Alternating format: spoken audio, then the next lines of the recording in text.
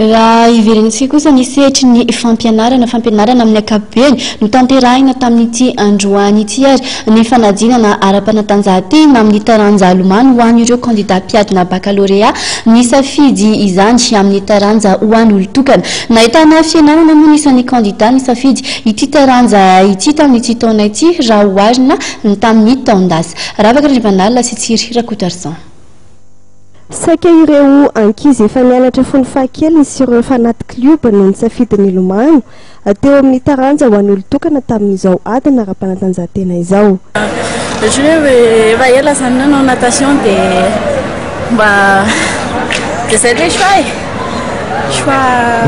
efa mbola kely dia efa nanao natation satria zay sport efa nampianarina dia zay mety. Ohatrany azy efa trambolo kely nampianarina sady tirany dia zay natao sady efa ohatra zay foana efa natation foana. Ny totaly 7.7% ireo mpiadina niatrika ny taranja Lomano tamin'ity taona ity ho an'ny eto ny Antananarivo renivohitra Atsimondrano ary Avaradrano. Nisy fianana io Salanisy io raha mitata amin'ny herintaona izay nahatratra 8.9 sy 10.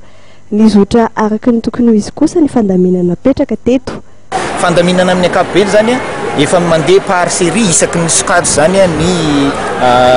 andehanan'ny mpiadina miatrika ny fanadinana dia efa omena numéro d'ordre izy ireo zany hoe i numéro d'ordre iny no ahafahany miatrika an'ilay fanadinana ato dia voalohany miditra ry zany dia efa misy fandaminana hoe ireto avy ny sokajy mandeha voalohany reto any amin'ny faraparany na lahy na vavy dia amin'ny ankapobeny zany ny sarin'izay fandaminana zay no ny andro mangatsika dia androany zao izy natombokontsika tamin'ny série A1 lehilahy dia avy eo série A2